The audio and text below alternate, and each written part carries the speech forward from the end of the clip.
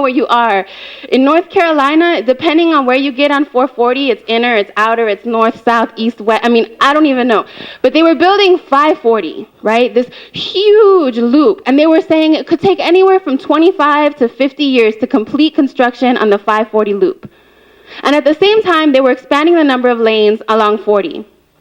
And saying all over the place, why are all these immigrants coming here? And I was like, are you kidding me?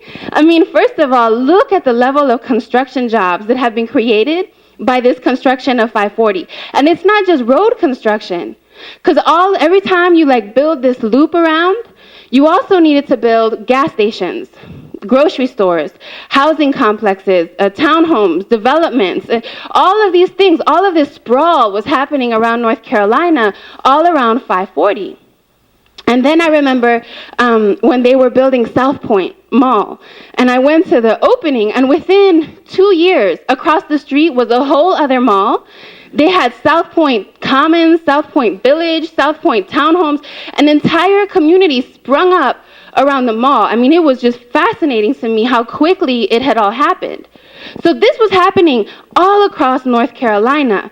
And so not only did you have the construction of that infrastructure, but then you needed people to cook the meals at California Pizza Kitchen at South Point Mall. And you needed someone to sweep the floors, and you needed someone to pump the gas, and you needed someone to pave the roads when they got potholes, and you needed someone to clean the hotel rooms, so every single time they built another gas station, another hotel, they needed a whole new group of people to work and keep those things going. So every time they brought in someone like me who thinks for a living, I needed 3 or 5 people who can do my lifting for a living. Because I don't know how to lift. My hands are soft. If I have a leak in my roof, I don't know what to do. If my car breaks down, I don't know what to do. If my plumbing leaks, I don't know what to do. I don't know how to do those things. And that's just the tip of the iceberg.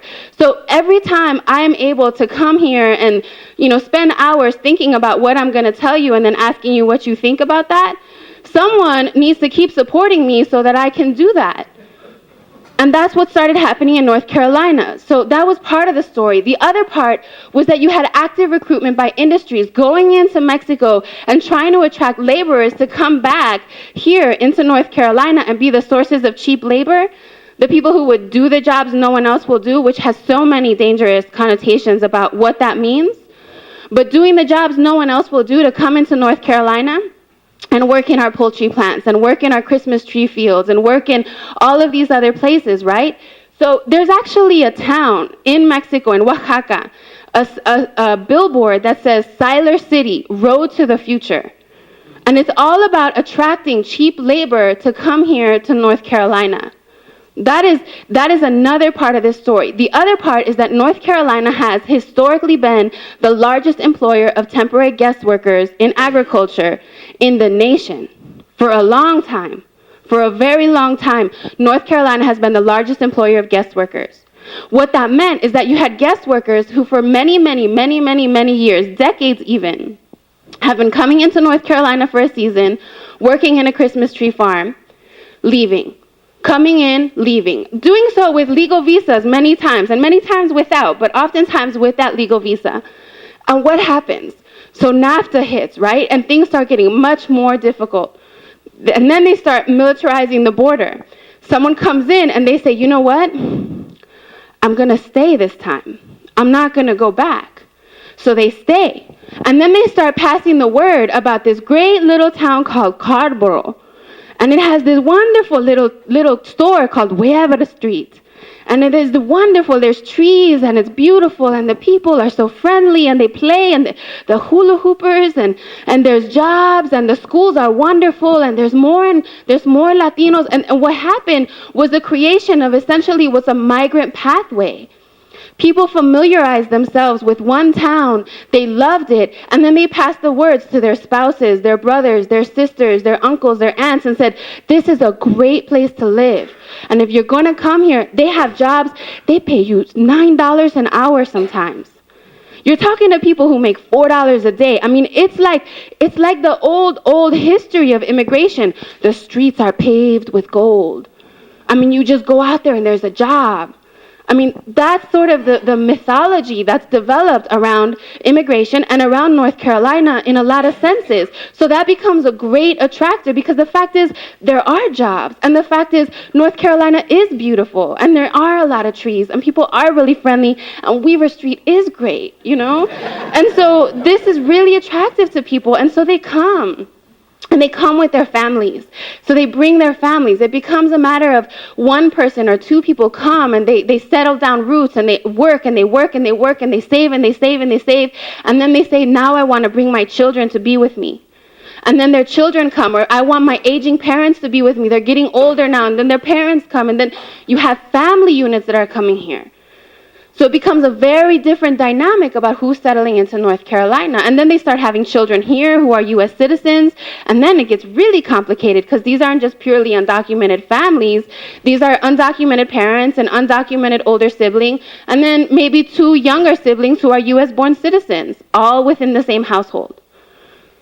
The last thing that's happening in North Carolina is a broken immigration system. Slide. Time check. Can you time check me? What does that mean, a broken immigration system? First of all, we have an estimated 11 to 21 million undocumented immigrants living in the United States today. How is that possible?